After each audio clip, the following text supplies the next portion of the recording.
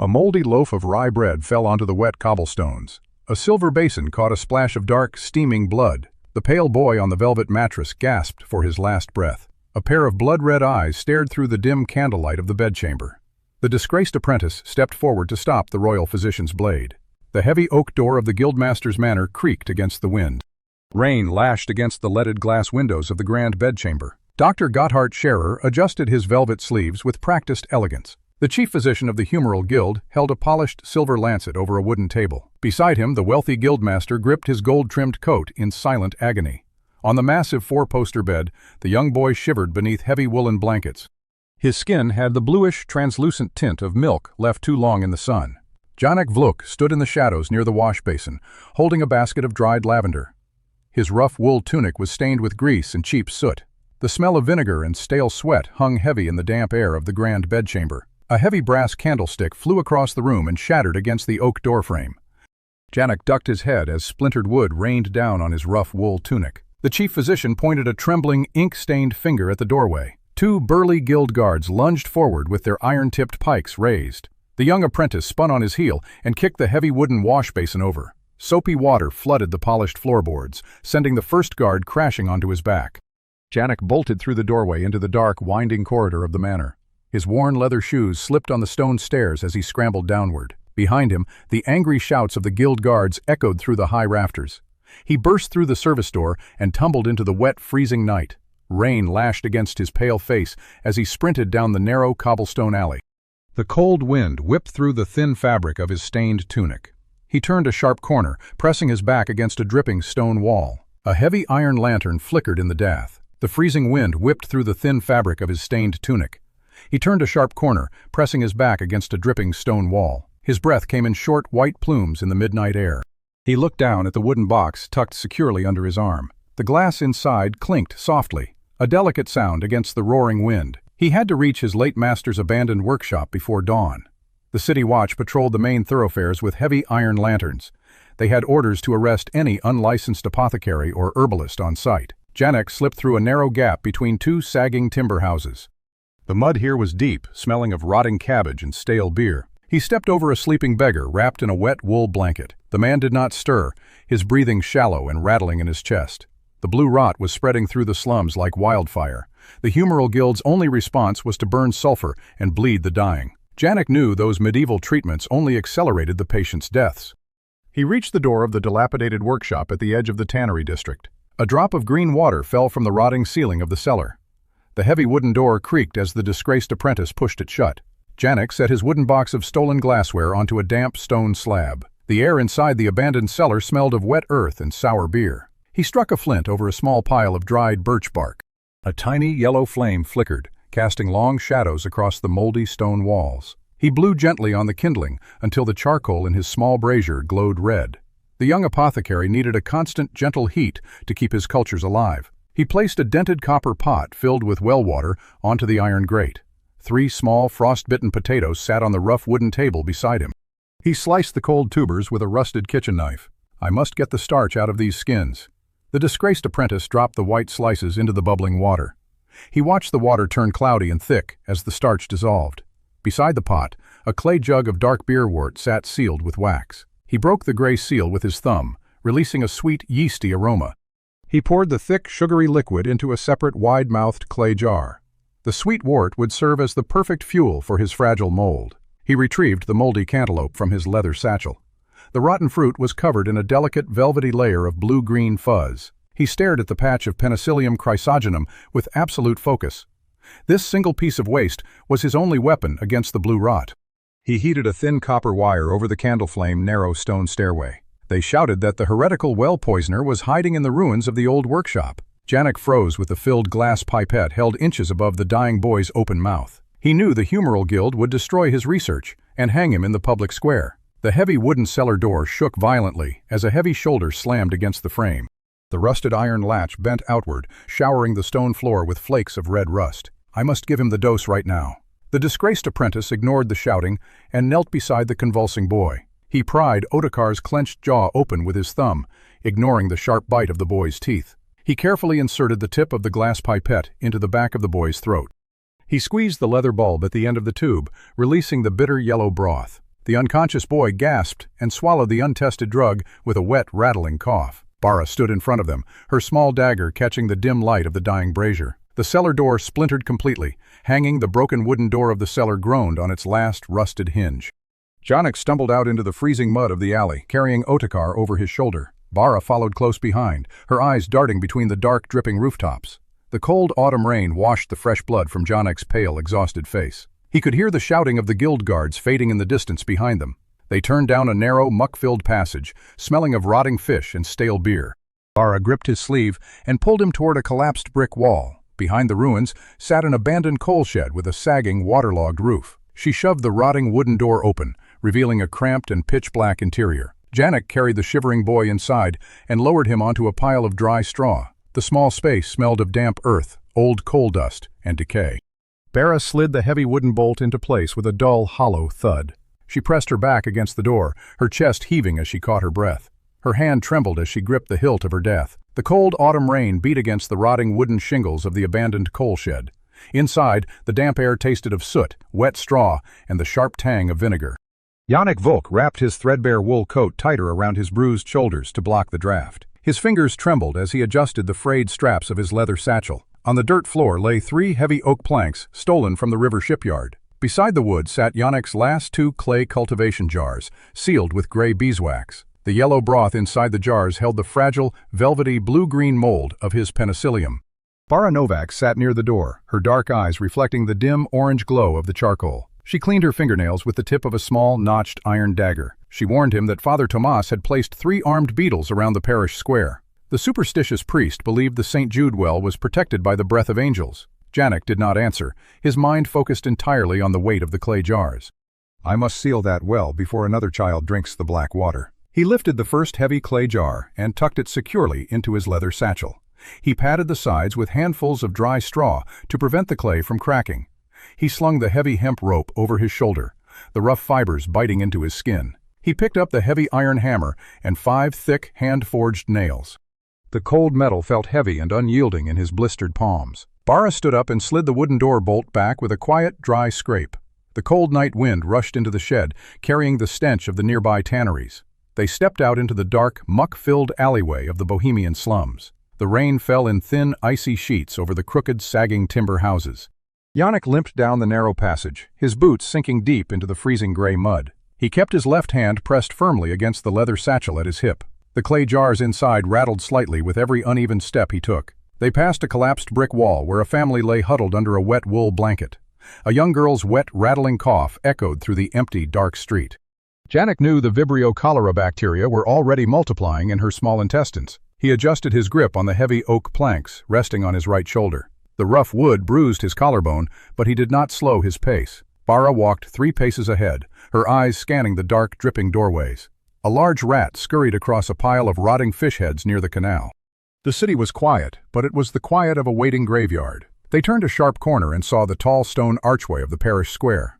The church of St. Jude loomed in the darkness like a sleeping stone beast. The parish well sat in the center of the muddy cobblestone plaza. Its heavy wooden bucket hung from a rusted iron chain over the open stone shaft. Janek set the oak planks down on the wet cobblestones with a soft, dull thud. He knelt beside the well and looked down into the black water. A sweet, sickening smell of decay drifted up from the dark depths of the stone.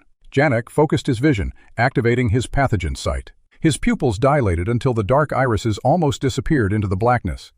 A sharp, stabbing pain flared behind his left temple as the power surged. The dark water below began to glow with a faint, unnatural green light.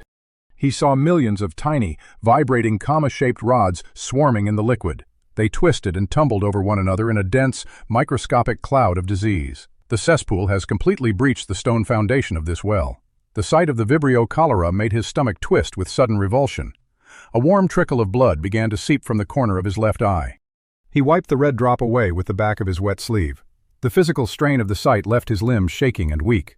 He deactivated the power, plunging the well back into ordinary dark shadow.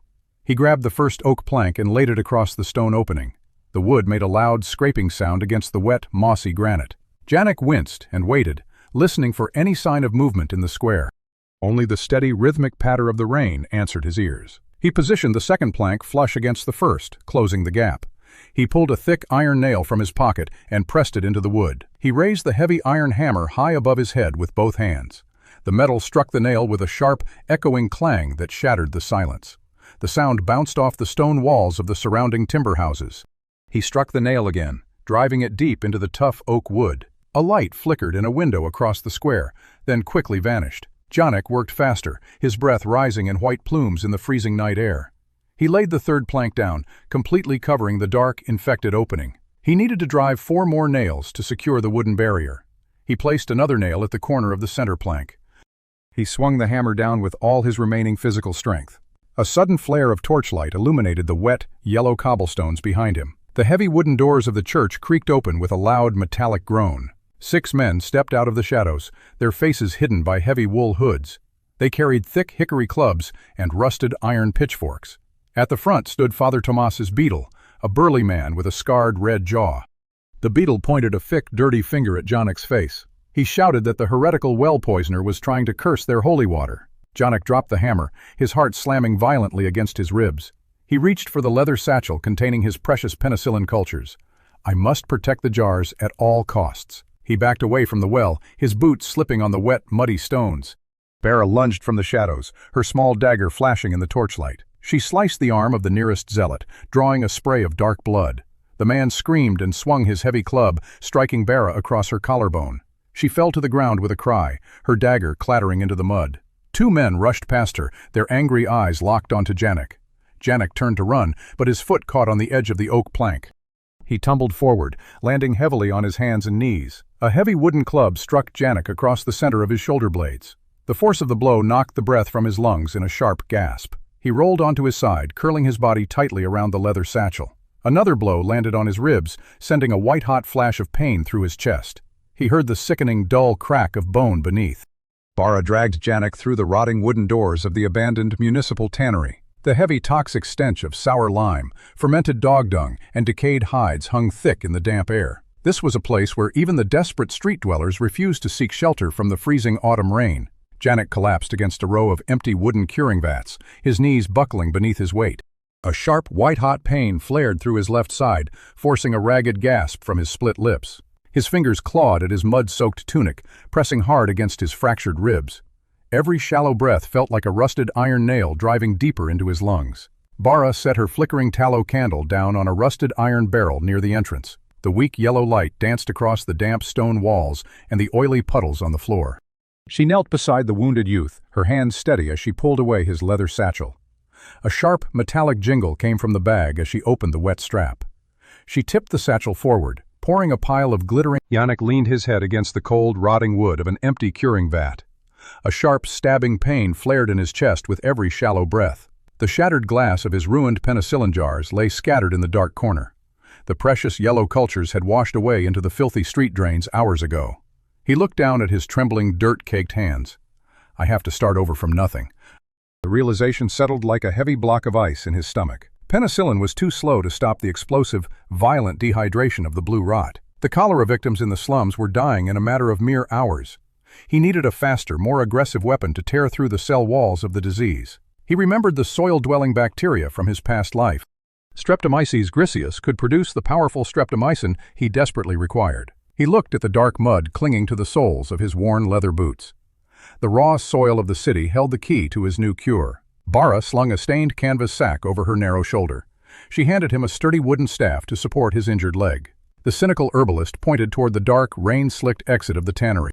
She whispered that the city guards were focusing their patrol on the main market square. The northern graveyard remained dark, unguarded, and thick with fresh graves. Janek gripped the rough wooden staff and forced himself to stand. His cracked ribs groaned under the sudden, agonizing pressure of his weight. A thin line of sweat broke out across his pale, swollen forehead. He took a slow, limping step forward into the damp night air. The freezing autumn rain fell in relentless, heavy sheets over the sleeping city-state. Black water rushed down the center of the narrow cobblestone alleyways. The thick, choking stench of burning sulfur hung low over the wooden rooftops. The Humoral Guild had ordered the fires lit to ward off the deadly miasma. Janek leaned heavily on Bara's shoulder as separation of the active streptomycin. With a final agonizing effort, he cut off the power and collapsed back onto the stool. Beck stepped forward, his eyes widening as he looked at Janek's bloody, red-stained face. He demanded to know what kind of dark magic the young apprentice was practicing. Janek wiped the blood from his lip with the back of his trembling hand. He claimed the fumes of the concentrated acid were simply too strong for his lungs. The old physician looked suspicious, his gaze wandering toward the covered clay jar on the table. Bara quickly stepped in, knocking a metal tray of scalpels to the floor with a loud crash. The sudden noise distracted the drunken doctor, who cursed and bent down to retrieve them. Janek used the distraction to slide the jar of graveyard soil beneath a pile of dirty rags. The secret of the soil-dwelling bacteria had to remain his alone. If Beck discovered the source, he would no longer need Janek to produce the medicine. Janek poured the neutralized liquid through a funnel lined with fine linen cloth. The cathedral bells of St. Jude tolled 12 times over the crowded public square. Thick, yellow smoke from burning sulfur pots rolled across the damp cobblestones. Dozens of cholera victims lay stretched out on rotting straw pallets along the church walls. Their skin carried the telltale ash-blue tint of the advancing blue rot. Flies buzzed in heavy clouds over puddles of stagnant water and discarded rags. A young mother clutched her shivering child, pressing a worthless clay amulet to his forehead. Across the plaza, guild apprentices in clean blue robes stood behind a long oak table. They traded small baked clay discs for the last silver coins of desperate laborers. Dr. Gotthard Scherer stood on a raised wooden platform above the desperate crowd. His heavy velvet robes of gold and blue remained spotless despite the surrounding filth. He held a silver flask of rosewater to his nose to block the stench of the dying. A heavy wooden cart rattled into the center of the square, drawing the eyes of the crowd. Yannick Vlok leaned heavily on a rough pine crutch as he guided the horse forward. His face was still pale and swollen from the brutal beating at the well. Beside him, Bara Novak held the reins with white-knuckled intensity. A wooden crate sat in the bed of the cart, filled with 5 sealed clay jars. Janek stepped down from the wagon, his fractured ribs aching with every movement. He hauled the heavy wooden crate from the cart and set it onto the cobblestones. The dull clink of ceramic jars echoed through the sudden silence of the square. Shearer lowered his silver flask, his eyes narrowing at the limping apprentice. He sneered at the dirty bandages wrapped tightly around Janek's chest. Janek pointed his wooden staff directly at the guild's table of clay amulets. He announced to the crowd that the clay pieces could not stop the invisible beasts in their blood. He declared that his gray broth would cure the dying within a few hours. The surrounding citizens whispered among themselves, their eyes darting between the two men. Shearer laughed aloud, his voice echoing off the stone walls of the cathedral. He called Janek a disgraced fraud who peddled graveyard dirt and dark sorcery. Janek did not flinch under the chief physician's mocking gaze. He proposed a public trial of their medical methods right there in the plaza. He challenged Shearer to select 10 dying citizens from the church steps. The chief physician would treat 5 with the guild's approved methods of bloodletting and mercury. Janek would treat the other 5 with his newly synthesized streptomycin filtrate. I will show them the true face of medicine. The silent thought burned in Yannick's mind as he stared up at his former master. Shearer raised his chin, his pride wounded by the sudden attention of the crowd. He agreed to the challenge, confident that Yannick's patience would perish by sunset. A line of armored guards parted the crowd to make way for a new arrival. Inquisitor Melchior Kraft walked slowly into the center of the square. His long black cassock swept over the wet cobblestones like a shadow. His pale, hollow face remained entirely devoid of human emotion. 2 Templars walked closely behind him, their hands resting on the hilts of their heavy swords. Kraft stopped near the wooden crate, his cold gaze scanning the gray clay jars. He stated that the Holy Office would watch this trial with great interest. He warned that any use of forbidden magic would lead directly to the burning stake. Janek nodded slowly, keeping his hand steady on his wooden staff. 4 guild apprentices dragged 5 shivering cholera victims to the left side of the platform. Their eyes were sunken deep into their skulls, their breathing shallow and rapid. Bara helped 5 other victims onto straw mats on the right side of the plaza. Among them was an old weaver whose hands shook with violent muscle spasms. Shearer stepped down from the platform, his leather gloves catching the dim sunlight. He ordered his assistants to prepare the iron lancets for the first patient. An apprentice sliced a deep vein in the weaver's pale blue-tinted arm.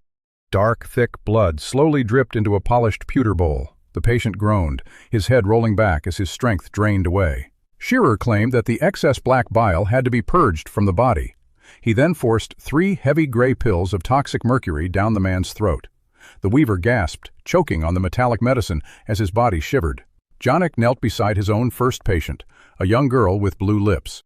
He pulled a small glass pipette from his leather satchel. He focused his eyes on the dried saliva clinging to the girl's chin. He activated his pathogen sight, pushing his vision deep into the microscopic world. A sharp, blinding pain flared behind his temples like a hot iron needle. His left eye twitched violently as capillaries began to rupture beneath the surface. A thin, dark line of blood began to trickle down his left cheek. Through the red haze of pain, the microscopic world flared into sharp focus. He saw millions of tiny, comma-shaped rods vibrating in the girl's bodily fluids. They were the deadly Vibrio cholerae, multiplying rapidly and draining her life. He deactivated the power, gasping for breath as his vision went temporarily dark. He reached into the wooden crate and broke the wax seal on the first clay jar. He poured the bitter gray streptomycin broth into a small wooden spoon and pressed it against the child's blue lips. The young girl swallowed the murky liquid with a painful, rasping cough. Yannick Vluk wiped a smear of gray broth from her chin with his sleeve. He moved quickly to the second patient, a shivering young boy lying on a damp straw mat. The boy's eyes rolled back as the bitter medicine slid down his throat. Beside him, Bara Novak held a wooden bucket of clean well water ready. She watched the disgraced apprentice with a tense, unblinking gaze. On the left side of the cobblestone plaza, Dr. Gotthard Scherer scoffed loudly. The chief physician waved a silver-handled scalpel in the damp autumn air. He ordered his apprentices to drain another bowl of dark blood from their first patient. The stout tanner on the guild's table groaned as the iron blade sliced his skin. A dark, sluggish stream of blood pooled in the pewter basin below. Scherer declared that the man's vital humors were finally balancing. He then forced a handful of heavy, metallic gray mercury pills down the halberd.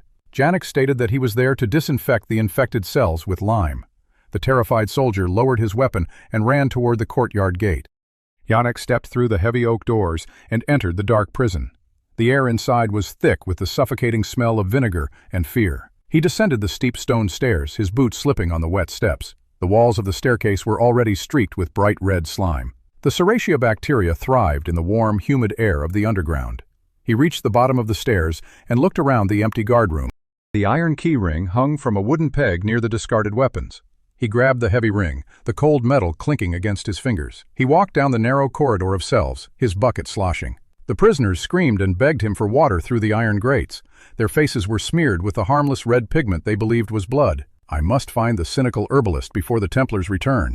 The silent thought kept his heart steady as he searched the dark hallway. He stopped before as she looked at his leg. She grabbed Janik's shoulder, helping him steady his balance on the wet stones. They pushed open the wooden gate and slipped into the narrow, winding alleys. The rain began to fall in thin, cold needles, washing the cobblestones clean behind them. They walked through the silent slums, avoiding the main thoroughfares where patrols lingered. Janik's right leg grew heavier with every step, the cold dampness seeping into his bones. The deep muscle pain radiated upward, sending sharp spasms through his lower back. He dragged his foot through the mud, leaving a faint trail of dark red water. Bara kept her eyes on the rooftops, watching for the black cassocks of the Inquisition. The shadow of the great cathedral loomed above them through the thick, wet fog. They reached the rotting wooden stairs leading to Dr. Leopold Beck's cellar. Bara kicked the heavy oak door 3 times in a rapid, rhythmic pattern. The door opened a crack, revealing the bloodshot eyes of the disgraced physician. Beck pulled them. The damp air of Dr. Leopold Beck's cellar smelled of stale beer and rotting wood. Yannick Vluk lay stretched across a scarred pine workbench. A single tallow candle flickered on a rusted iron bracket above his head. The yellow flame cast long, dancing shadows across his pale face. He tried to turn his head toward the door, but his neck muscles refused to yield. A thick, unnatural stiffness locked the back of his neck like an iron collar. He forced his mouth open, but his teeth ground together with a harsh clicking sound. The early spasms of lockjaw were already tightening their grip on his jaw. The toxin is already reaching my central nervous system. The silent thought sent a cold wave of dread through his chest. He looked down at his right thigh, where the bandage was soaked in a dark, yellowish fluid. The skin around the puncture wound was swollen and mottled with purple bruising. A thin, watery discharge leaked from the edges of the torn flesh. Bara Novak sat on a 3-legged stool beside the workbench, tearing clean linen into strips. Her knuckles were stained with dried soil from their escape through the slums. She watched the young apprentice with dark, hollow eyes that had seen too much death.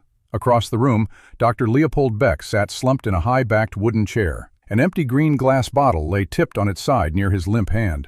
The disgraced physician snored loudly, his chin resting against his stained velvet doublet. He was far too drunk to be of any help in a delicate surgical operation. Janik reached down and peeled away the wet linen bandage from his thigh. A foul, sweet smell of decaying tissue rose from the open wound. The rusty crossbow bolt had driven deep into the muscle, carrying filth with it.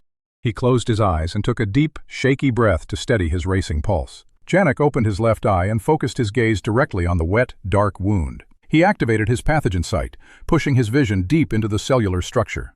The world around him dissolved into a swirling mist of red and gray. A sudden sharp pain stabbed behind his left temple like a hot iron needle. He grimaced, his fingers clawing at the rough grain of the wooden workbench. Through the bloody haze, the microscopic landscape flared into terrifying clarity. He saw the jagged edges of torn muscle fibers, bathed in a pool of yellowish serum. Millions of tiny drumstick-shaped bacilli swarmed in the dark, oxygen-deprived pockets. The deadly Clostridium tetani bacteria were multiplying rapidly in the dead tissue. They produced the lethal tetanospasmin toxin, which was already traveling up his nerves. The rod-like organisms vibrated with a slow, mechanical rhythm in the anaerobic darkness. Janek deactivated his sight, gasping for breath as his vision went temporarily pitch black. A warm, thick droplet of blood rolled down his left cheek from his ruptured capillaries. He wiped the blood away with the back of his trembling hand. He knew that simple penicillin broth could not neutralize the toxin already in his system. The only way to survive was to physically remove every trace of the anaerobic environment. He had to cut away the dead muscle and expose the deep pocket to the open air. If the bacteria remained sealed away from oxygen, the spasms would soon suffocate him. Janek reached for the small leather satchel lying on the corner of the table. His fingers trembled violently as he unbuckled the brass clasp. He pulled out a small velvet-lined case containing his finest surgical instruments. A silver-handled scalpel lay nestled beside a pair of thin iron retractors. He set the gleaming blade on a clean square of linen beside his thigh. Bara stopped tearing the cloth and stared at the sharp silver instrument. She looked from the blade to Janek's pale, sweating face. She asked him in a quiet whisper if he truly intended to cut his own leg. Janek shook his head slowly, his jaw cracking under the painful tension. He explained in a strained, raspy voice that his hands were shaking too much to hold the blade. The early tremors of the infection made a precise incision impossible for him. He needed her to hold the scalpel and make the deep, agonizing cuts. Bara took a sharp breath, her chest rising and falling rapidly under her wool shawl. She stepped closer to the workbench, her eyes wide with sudden fear. She protested that she was merely an herbalist, not a trained surgeon. She warned him that she might slice the great artery and bleed him to death in minutes. Janek pointed a trembling finger toward the inner side of his thigh. He showed her the exact path of the femoral artery, pulsing just inches from the wound. He told her that she must cut parallel to the muscle fibers, avoiding the pulsing. The heavy oak shutters of the cellar laboratory vibrated with the force of a distant explosion. Black, greasy smoke from burning straw drifted down the narrow cobblestone alleyway. Janek Vluk pressed his pale forehead against the cold iron bars of the high window. A young woman ran past the small opening, her bare arms clawing at her own neck. She screamed that her skin was covered in thousands of biting red ants. Behind her, a man fell to his knees and dragged his fingers through the wet mud. His hands shook violently as he tried to extinguish the imaginary flames on his sleeves. Janek adjusted the rough linen bandage tied tightly around his injured right thigh. The deep incision from his self-surgery throbbed with a dull, rhythmic ache. He gritted his teeth and shifted his weight to his healthy left leg. Bara Novak stood at the top of the cellar stairs, holding a heavy iron bolt. Her dark eyes reflected the flickering orange glow of torches from the main street. She reported that the entire market square had turned into a screaming madhouse. People were throwing themselves into the cold river to stop the burning, steel-clad guards. He looked at the blue glass wolf bottle, which was now cooling on the wooden bench. The yellow liquid inside had settled into a quiet, murky layer at the bottom. He had saved his laboratory, but his supply of pure chemical reagents was now dangerously low. He would need to find more ammonia and sulfur before the next attack. Bara walked over to the fermentation vats, her fingers lightly touching the cold clay rims. She asked if the precious cultures inside had survived the chemical fumes in the air. Janek stood up slowly, using a wooden staff to support his weight as he limped to the vats. He activated his pathogen sight, pushing his vision through the thick clay walls of the container. A sharp pain shot behind his left temple, but he ignored it as the microscopic world opened before him. He saw the tiny thread-like structures of the Streptomyces bacteria floating in the dark nutrient broth. They were still active, their slow, mechanical rhythm undisturbed by the chaos outside. The thick clay lids had successfully protected the cultures from the acidic ammonia vapor. He deactivated. The yellow ammonia vapor drifted in thick, greasy curls across the damp floorboards of the abandoned tannery. Janek Volk leaned his entire weight against the splintered edge of the heavy oak workbench. His breath came in ragged, burning gasps that rattled deep inside his chest. The wooden staff in his left hand trembled against the grit-covered stone floor.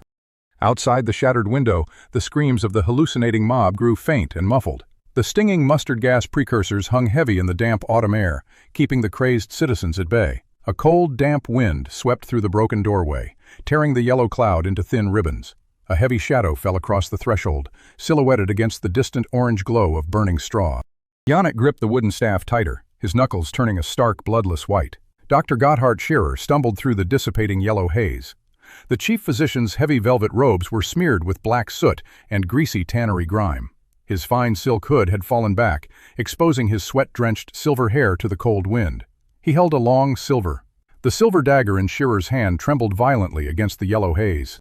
Thick white saliva bubbled at the corners of his scarred mouth. Janek stood motionless, his weight balanced heavily on his wooden staff. He pointed a dirty finger directly at the chief physician's swollen left eye. He announced to the crowd that Shearer's mind was rotting from the French disease. A low murmur rippled through the damp, soot-stained mob behind them. The angry citizens lowered their torches, their faces turning pale with disgust. Shearer took a ragged step forward, but his knees buckled beneath his velvet robes. The heavy silver blade slipped from his slick fingers and clattered onto the stone. He clawed at his own face, tearing the dry skin of his cheek. He screamed that his own blood was pure and holy. No one in the damp tannery moved to defend the falling physician. Two burly weavers stepped out from the front of the quiet crowd. They grabbed Shearer by his filthy, grease-stained velvet sleeves. The mad physician kicked and thrashed as they dragged him toward his blood vessels. They vibrated with a frantic mechanical energy, destroying the red blood cells in their path. It was Yersinia pestis. The Black Death had finally breached the city gates. Yannick deactivated his sight, his body trembling violently as he leaned against his wooden staff. He looked at the dark, silent ship behind the dying sailor. He knew the hold of that vessel was filled with infected rats and fleas, ready to scatter into the dry slums. The penicillin he had fought so hard to cultivate would be useless against this swift, blood-destroying killer. He would need to find new soil, build new laboratories, and synthesize stronger weapons under the very eyes of his captors. Kraft turned to Janek, his face pale with a sudden instinctual dread he did not understand. The Inquisitor ordered the guards to push the dying sailors back into the cold harbor water. Janek did not move, his bleeding eyes fixed on the black ship rising out of the fog. The war against the invisible beasts had not ended.